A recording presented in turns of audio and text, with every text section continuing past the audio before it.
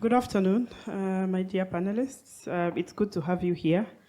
And I think essentially for the audience as well, this session is put in place to be able to see how some of the innovations that have been spoken about actually translate into value, what they're being used for. And I think maybe also look at some of the challenges that are being faced as these innovations are being translated. The whole idea is to explore how digital tools, earth observation data, and precision agriculture technologies can revolutionize productivity, climate resilience, and market access across the Zambian agriculture sector. I gave it a bit of thinking in terms of thinking how digitalizing Zambia's agriculture is actually getting into resilience and growth. We've recently faced quite a lot of challenges as a country within the food security sector. We've had the drought. So for me, it's to you to find out what innovations, you can pick one, has been put in place, which is actually addressing a smallholder farmer need. In most of the times, I think we would talk about some of these innovations from various facets, but ultimately, I think we usually refer to the smallholder farmer. But then we need to figure out the benefits that are actually transitioning to the smallholder farmer. So maybe to you, it's what innovation has been put in place and how is this actually being used by the smallholder farmer within Zambia. So Panuka, would you start? Well, that's a $1 million question. But I think we'll speak from our perspective. Most of the smallholder farmers now are actually aware that some of these climatic issues are in their face. They need power. Of course, right now, we know that we have power challenges. Even if the grid was there, it's not available. So they know they need power. 2, irrigation, systems, all that. But from our perspective, as Panuka Agribusiness Hub, these agri-SMEs actually want to finance, their climate adaptation, mechanisms, so that then they become resilient. But where do they find the money? The closest, ideally should be family, friends, but also maybe bank finance. But I think I've always argued that bank finance is not really meant for agriculture sometimes. Maybe for working capital and other things, but if you're looking at base infrastructure, most of bank finance, unfortunately, is actually not fit for purpose for agriculture, because this is what actually contributes to issues around failure to pay up, because it's short term. But then usually also they don't really know what it takes to raise other forms of finance that are patient enough for agriculture. And the whole access to finance is quite a jungle to understand what this bankability entails, whether you talk about impact investor and all that. And so what we are bringing on the table ourselves is actually knowledge around how you actually go about unraveling this process around bankability, so that tomorrow, should there be impact investment coming your way, you are actually corporatized enough to be able to take up that funding. There's funding that has actually come. You find the first 5 issues that most of the smallholder farmers need to tick. Are you registered? There's a requirement around turnover. Do you have books of accounts? Are you audited? Like just basic things you find most of the smallholder farmers are actually knocked out and they can't qualify. So part of what we're actually bringing on the table as an innovation is for them to understand how, to basically access finance so that it unlocks these issues around climate adaptation. Maybe I can end there. Over to the only lady on the, Thanks. Thank you for that question. Thank you. So I said a little bit about what we do as AgriPredict, but let me hone in on another service, which is the weather, because I think speaking about what we've just been through, it's also been one of our most requested service on the platform. So when we talk about small-scale farmers, again, just for them to be able to access the information for us is very important. And so they can dial that short code wherever they are in the rural part of the country and be able to access that information. So on weather alone, they can get 96-hour weather, 16-day weather, and 30-day weather, and what we're calling crop weather, which is a combination of e-extension and weather. So just because you've told me it's going to be hot for the next 3 days, what does that mean for my beans? So to make that actionable, bite-sized information for small-scale farmer, because the information out there can be quite complicated. Yeah, Thanks. and maybe I'll just follow up on that. So in terms of the farmers that are able to reach out via the code, are you able to monitor that? And would you know averagely how the performance is? Yes, among the farmers? we monitor everything. Okay. So our backend is able to see usage, where you are, what you're growing, if you've already put that in on the platform, and then that also goes back to us being able to map your field, so we're able to monitor that throughout the season. So yes, how's been the response in terms of the numbers of farmers that have been able to access this? it has really been great. As I mentioned, we are at over 450,000, and this has been very organic. Okay. So when we speak to farmers one-on-one, weather is one of the top that is mentioned, that they're happy that they can access this because it helps them with their planning, even throughout the agriculture activities they need to do throughout the season. Okay, that's good to know. And talking Thanks. about weather and irrigation, Kenneth, Kumva seems to have some real-time data on smart irrigation. How is this working out? Yes, we do. So we both do weather stations. We also have localized weather forecasting. And then on the irrigation side, it's more in terms of actually understanding the combination between your soil, your crop, and how much irrigation is needed. So there is still, I think that somebody had on one of the slides, there is still a massive gap in terms of how widely used irrigation is. It is still predominantly in the, let's say, larger scale farmers. And that's simply because the initial investment that you need to put in is still quite high.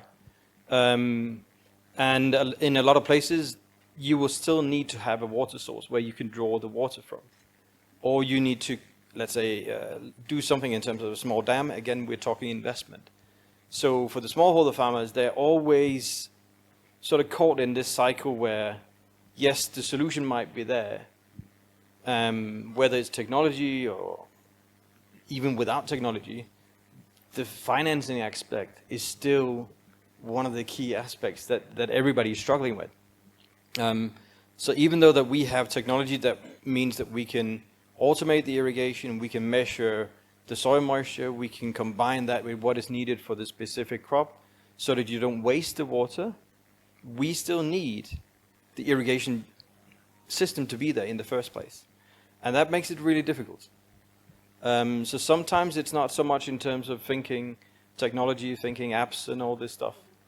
There is some infrastructure that is still not there for us to even roll out the technology as well and gain the benefits from that as well. We're getting there, there's no doubt about that, and it will continue, but it will take time still. What do you think is one key thing around financing that probably, I know Panuka highlighted some of the things, but what do you think critically needs to be addressed now? I know there are certain banks, of course, that are coming on board, but still you realize that there's still challenges even when they say that some of the initiatives that they are bringing on board actually are for small-scale farmers. You find that the small-scale farmers ideally would not be able to access this. So maybe what would you think is one thing which maybe needs to be addressed? I mean, the minister was here. Probably the message would have to be translated. Yeah, I think there's two aspects to the financing. One is in terms of what are the barriers to actually gain access to it. So a lot of the smallholder farmers, you have no records. And if you have no records, then if you go and you want to ask somebody for funds, you're always going to ask, yeah, but can I see your books? Can I see what was your yield? the year before, and so on.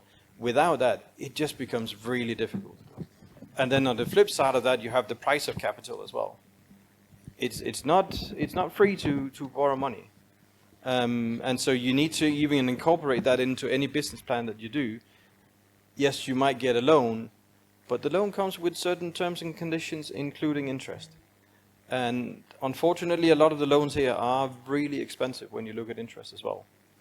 And that just makes it even more difficult to get over the finishing line, especially if you're looking at the smallholder farmers, where you might be looking at 1 hectare. The amount of money that you can make on 1 hectare is still limited. Even if you roll out all the technology, all the advisory services, and you do everything right, the weather can screw you over. And then, what then? And there is no security net. Yep, I mean, that's the sad truth. For the National Remote Sensing Center, how do you come in to the mix of all these things that are being mentioned? Thank you very much. So for us, since we are a national entity, so we have to look at this nationally. Basically, what we are aspiring to do is to create a digital twin of the whole ecosystem of agriculture. Once we have this digital twin, then we would be able not only to monitor how we're doing when it comes to agriculture, but basically even test things to see different scenarios of if we say push certain resources to certain areas, what would be the outcome rather than pushing them to another area. And then on top of that, we would then be able to advise so that we optimize the whole agricultural system. So we have to look at this at a national level. But in saying that, whilst here in Zambia, Earth observation still remains a disruptive technology, it's not globally. Globally, it's matured. It's now a required digital infrastructure.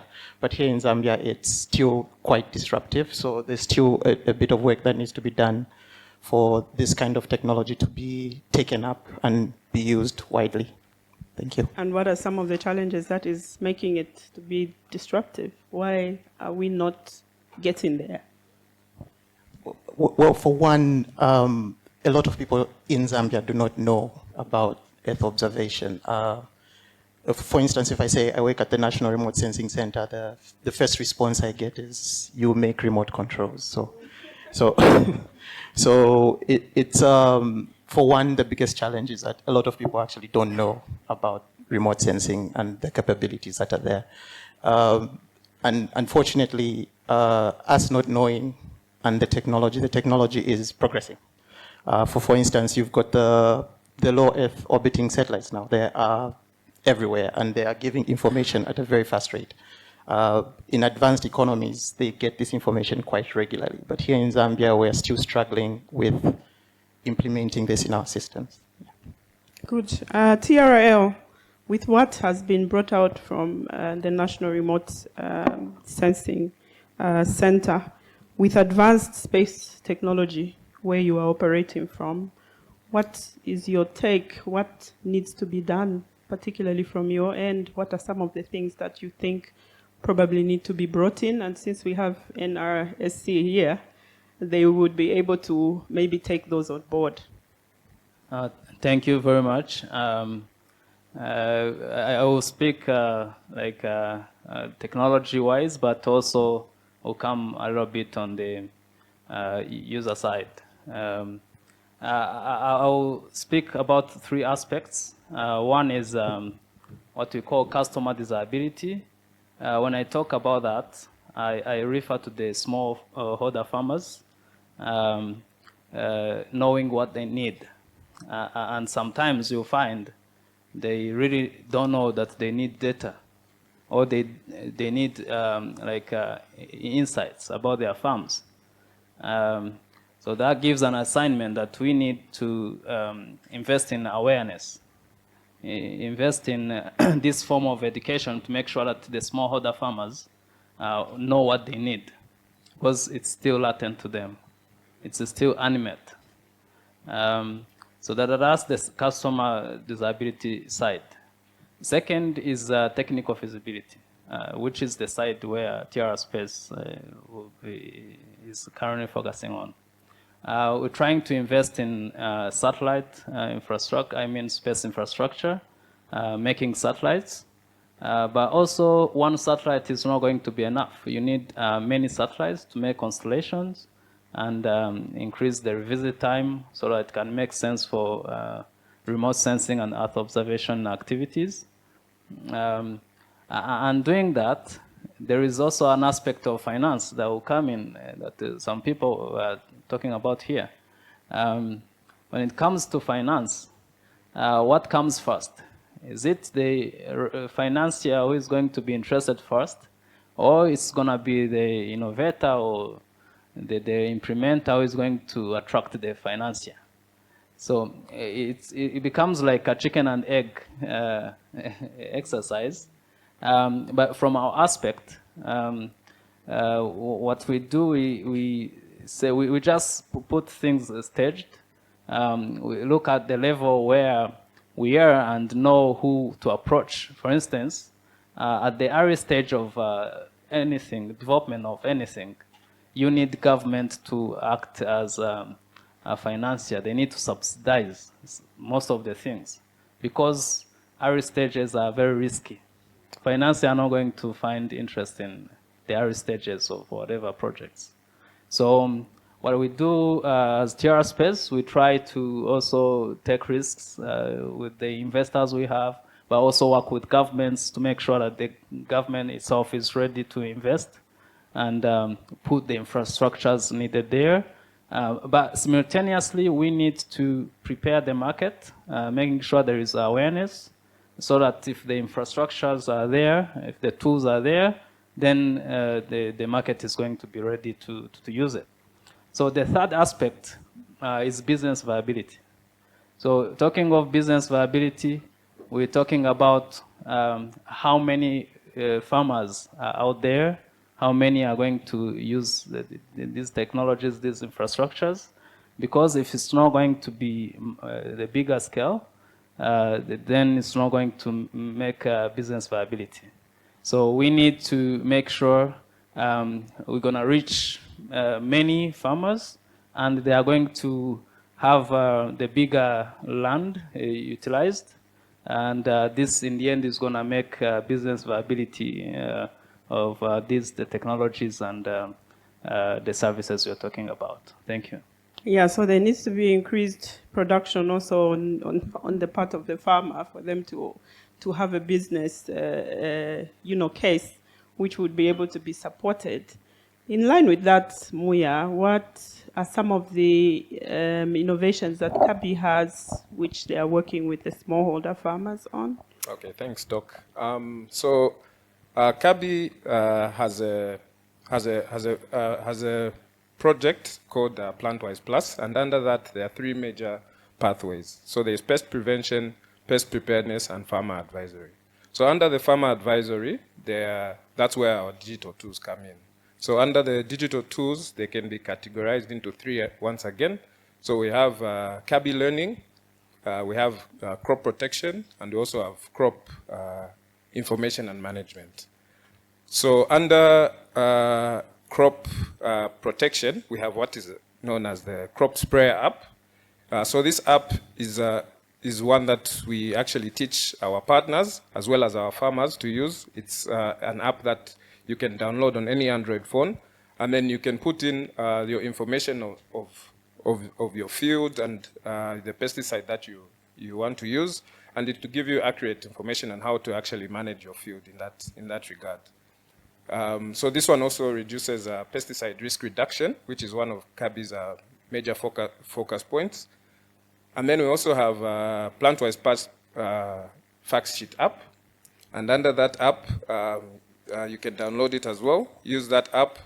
We also use it. We also have our partners who use it as well as the farmers. This one is very useful in terms of you can take a picture of something that is wrong with your plant or your crop, and it will diagnose that using AI. And then it will give you possible solutions as well as take you back to Kabi's knowledge bank, where it will give you information, fact sheets, pest management, decision guides, field management on how to actually handle your field. Thank you. Okay, I see there's quite a lot there, but some of the things I think you've mentioned also relate to some items, the innovations that AgriPredict also have, which brings me to the aspect of partnerships. How are we leveraging on partnerships, and how do you see us moving forward to be able to achieve some of the things that you have highlighted here? Maybe Cassie would come in. Sure, thank you for that. And partnerships is so important. It's actually a deliberate strategy at AgriPredict. I think we wouldn't have gotten as far as we have without partnerships. We've had partners that are on the ground helping us reach farmers. We have partners that are co-financing some of the work that we're doing. We have partners even in the government that are from the Ministry of Agriculture, again, that are working with lead farmers to train them on some of our technologies that we're working with small-scale farmers. So again, I think we cannot overestimate or overemphasize, the importance of partnerships. And I think it's important for us to reach the goals that we want to reach. Exactly. Before you, Panuka comes in, I just wanted to speak to what you said. You find that in most cases, the partners that you're working with are the same partners, maybe even individuals that Kabi is working with, that Panuka, that IoT. And you find when you need them, when Kabi needs them, they are not available because probably they are with AgriPredict and so on. So I think for me, essentially, is also trying to see how best that we actually strengthen this and speak to it, because a voice that comes out together, I think, carries much more weight than actually speaking it alone. And good to know that AgriPredict is actually, working with a lot of the partners. But I think we need to really go all out for us to be able to achieve a lot of things with various partners and stakeholders. I totally agree. Let me just add one thing that I think it was mentioned in the morning that even though we're speaking about partnerships, but we're still working in silos. So I think you raised a good point about the same partners working with each other, but we don't know who's working on what. And sometimes the same projects are going to the same areas when we could multiply the efforts. So I totally agree. Definitely. Panuka? Yes. So we are currently operating under one saying that knowledge and data gaps are actually growth inhibitors for agricultural SMEs. But we have an interesting situation, especially among smallholder farmers. I mean, there's a terminology sometimes you say, they don't know that they don't know. So we have agri-SMEs who actually don't know that if they don't have the right knowledge around access to finance, even not knowing that data, gaps around the financial records, production data, the issue that he talked about. You ask someone, why don't you have books? But like, why should I? Why is your business not registered? Why should I? Because I'm farming, I'm able to sell. They don't realize that in the long run, this actually, will actually be very detrimental, especially towards access to finance and also access to markets. Because right now, most of the formal markets that we deal with, like ourselves on the farming side, the ShopRites and whatever, they actually demand you to be corporatized enough. They will require you to be registered, pay your taxes, and many other aspects that speak to being corporatized. So the issue around partnership, when you're dealing with smallholder farmers who don't know that they don't know, you find that now the issue around paying for that facility that you're bringing on the, it becomes a challenge. Collectively, we know they need it, but somehow they don't feel they need it. So the kind of partnership that we need, and I think that brings in the point that he talked about, the role of government, cooperating partners. This is where we actually need sometimes to provide this service to these agri-SMEs, because one could be an issue of affordability, but secondly, they could afford, but they don't just see the value. Yet, from the higher echelon, we actually know that this will unlock quite a lot of value towards climate resilience, technology and all those aspects. So you actually note that in our business model, we've actually put quite a lot of emphasis that partnerships is what will actually deliver value for us with donors, cooperating partners, impact investors, even banks themselves. where we can partner with them, do an accelerator program so that we uplift the corporatization of these agri-SMEs, and then we have a very good crop of bankable agri-SMEs that they can now, bank. And then from that end, now we have that bankability readiness scorecard that we've got, which is basically like a virtual data room, which we can give a banker to say, hey, look at this guy, they've scored this high within our bankability readiness scorecard. And then that answers issues around risk, how corporatized are they, and all that.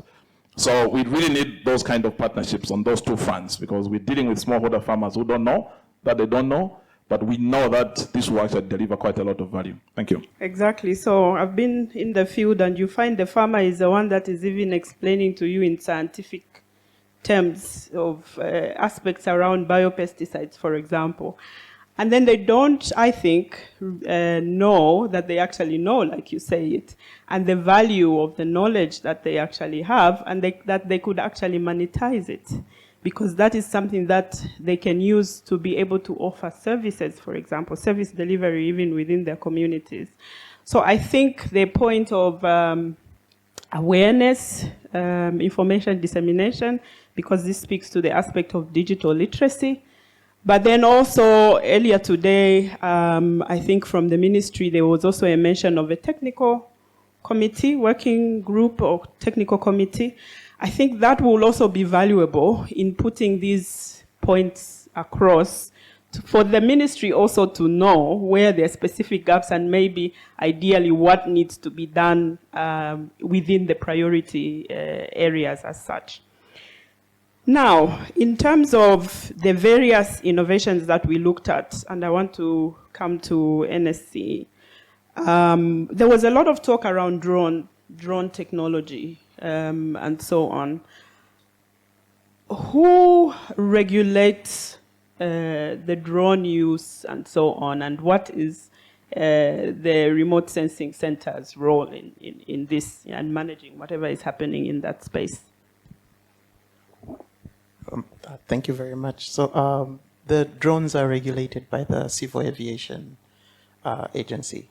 But the principle behind the drone is still remote sensing. You are gathering information about an object, but not really interacting with it. So the principle behind processing the drone data is still the same as the principles we use to process the satellite data. Of course, drone data, when it comes in large volumes, is finer. So you expect to have more processing power if you want to process for the same area extent. As into where the National Remote Sensing Center fits in when it comes to drones and everything else, drones still fly in space, and we are a space science entity. So that's exactly where we fit in. We can use it for calibrating, for instance. Say satellites, you have to consistently calibrate them to make sure that you're getting the right information. So you can use drones to do that, or we can use drones directly to gather information about different surfaces on the ground. So basically, as I said, drones are still remote sensing. The only thing that's changed is the platform. The drone is the platform, whereas in many instances, the platform is the satellite. Okay, and I would believe this is not a cheap thing to register with the aviation authorities, because I picked it somewhere, and where I'm driving to is how easy people would actually go into that space and be able to work in that space if we are to reach there ultimately. Yes, there are requirements that you have to meet for you to not only buy a drone, but also operate the drone. But there are also other options that you can use. If the finances are available, you can always buy high-resolution imagery, which will give you quite good details. As I mentioned earlier, we also have a lot of low-orbiting satellites these days that gather a lot of information and that you can use. But if you do need to use a drone, yes, there is a procedure, but it's a necessary procedure. And once you've completed that procedure, a drone is actually a very, very useful tool because even in terms of response, satellites have what we call a return time. So it's in space, it's orbiting. You can't necessarily just pull it to one location whenever you want.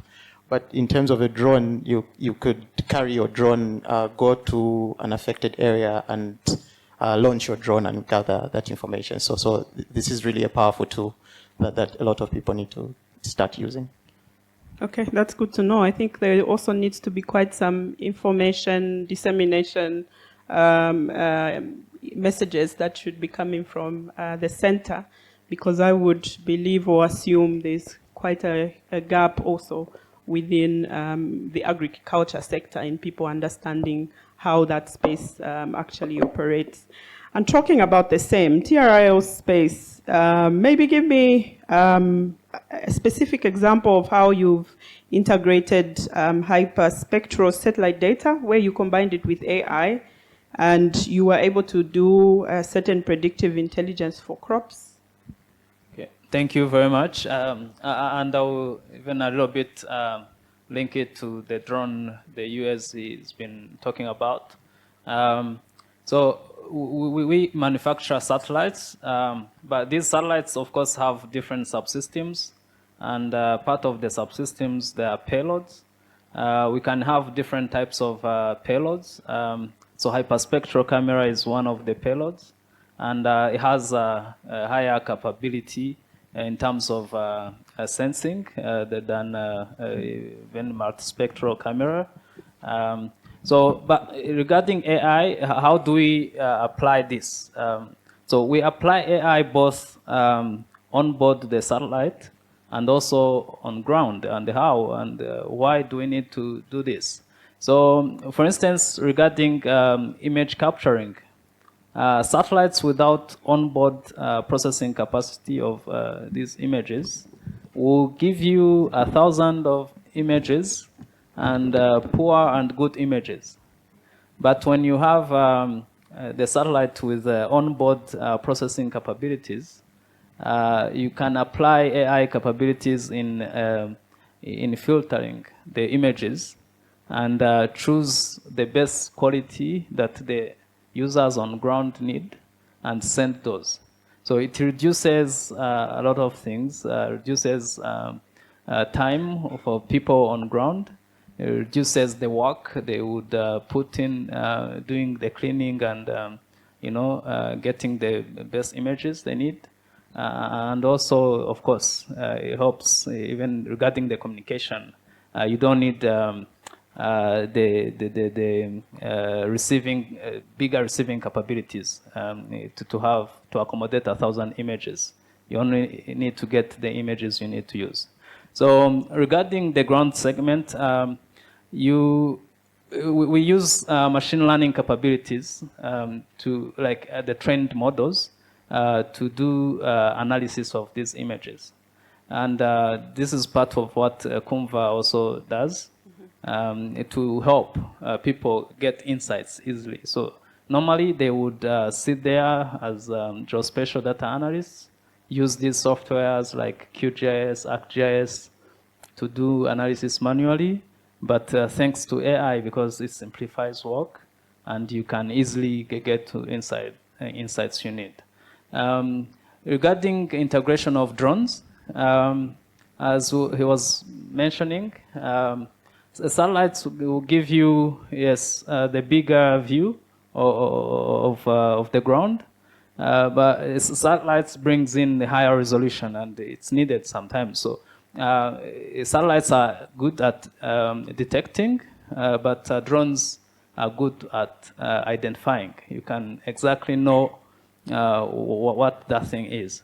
So they complement each other. So, and of course, regarding operations, and like if I give an experience from Rwanda, of course, you need to be a pilot, a certified pilot, and you need to not only be a pilot, but you need to be also certified by the Rwanda Civil Aviation Authority, which is same here. I think you have the Civil Aviation Authority. And you need to request for activity permits, because drones can also act as weapons. You can't fly it without having an activity permit. So those are registration processes that are done. But after having the manufacturing capabilities here of drones, I think we're going to have even capacity building for pilots and operators of these drones, and the processes will be even easier. Okay, thank you so much. I think we have covered quite a good ground in looking at making, data work for the farmer. And then we've also looked at integrating Earth observation for national resilience. And I think one of the key things that came out was aspects to do with agripreneurship and finance. And ultimately, what are the key things that we need to focus on? Because it came out that ideally, even when we talk about all these other things, as long as the finance aspect is not sorted out, then we still will grapple around it. So before we conclude, maybe a last word from each of the panelists on maybe a key takeaway, just in brief. I will speak this thing from our president. He said, where others can afford to walk, we must run. So I think that's what we need to do also here. Let's walk, let's run where others can afford to walk. Thank you. I think for us, I think I will recite what I earlier indicated. Without knowledge and data, unfortunately, everything else that we're doing for agriculture SMEs will be wishful thinking, because if they can't find the money, they're going nowhere. And as such, as Panuka Agribiz Hub, we're actually here to help them corporatize, fix these data and knowledge gaps. Thank you. Thank you. I think I'll write on two things. One, that I think we're at the stage where now small-scale farmers there's no option, but now we need to be data-driven. Now we need to be invest in technology, knowledge, and all that for the small-scale farmer. And then the second one is partnerships. So key. So we need to do this together. Yeah, and I will sort of add to that as well. I think we are sometimes undervaluing how much partnerships can actually contribute. And sometimes we see it as, especially within the private sector, we see that we're more competitors instead of seeing that maybe if we actually work together, it will lift all companies up. And I think that needs to be something that has to come in much stronger than it has been. So I think, on the partnership side, that's absolutely critical. The other one for me is we have to think what the farmers need. We need to think of them as the end users of our solutions. So sometimes farmers will not have a smartphone, they will not have internet, they might not have the records and so on. Then we need to create our solutions within that context. Because as soon as we forget that, we might have the best solution. It's going to look absolutely amazing. It will do exactly what it needs. If they can't access it or if they can't use it, then it doesn't really matter at the same time. Okay, mine will just be a quick one. There's the African proverb, if you want to go fast, go alone. If you want to go far, go together. So I think we should take a play from that, build on to partnerships, harmonize efforts so that we don't duplicate our efforts, and see what we can build to help the farmers. Thanks. Yes, so I would like to say there is no smart farming without smart data. So, and data is fast becoming one of the most important inputs into farming. We may not look at it like a physical input, but now it's an input and it's required. And speaking from a government point of view, if you give the right data to the right people, productivity and resilience are sure to follow. Thank you so much. There you have it. I hope the audience also has a similar view and that you enjoyed our panel. And I would really like to thank our able panelists for making this an enjoyable discussion.